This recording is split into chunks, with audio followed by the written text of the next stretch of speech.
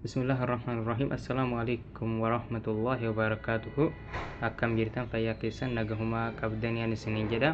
Egaa viidiyoo tana keessatti akkamitti meeseejii gama WhatsAppitiin namoonni nuuf ergan yogguu nuti meeseejii san dubbifne nama nuuf erge saniin hin dubbifamne akka jedhu ilaala jechuudha.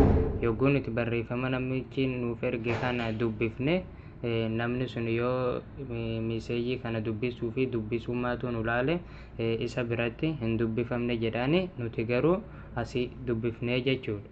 Egaa kana gochuudhaaf jalqaba WhatsAppii keessan banattu. Ergaa WhatsAppii banattanii haala kanaan isinii fida. Harka maddii mirgaatiin asirratti tuqaan sadi ni jirti. Tuqaa sadi tana ni tuqtu. Sanbooda dhuma irratti settings kan jedhu ni jira. Ammallee isaa ni tuqtu. Sanbooda sadaffaa irratti account kan jedhu ni jira. Accountii kana ni tuqtu. Sanbooda jalqaba irratti privacy kan jedhu ni jira. Privacy kana ni tuqtu. Erga privacy tuqtanii booda haala kanaan isinii fida.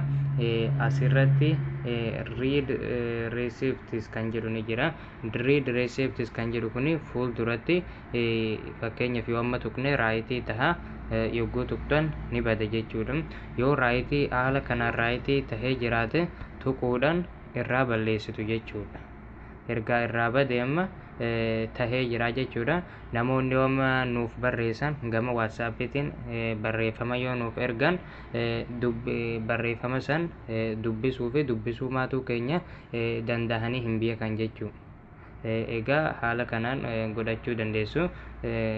Baay'ee salphaadha. Waan na hordoftaniif isinan galateeffadha. Wassalaamu alaikum warahmatullahi wabarakatuh.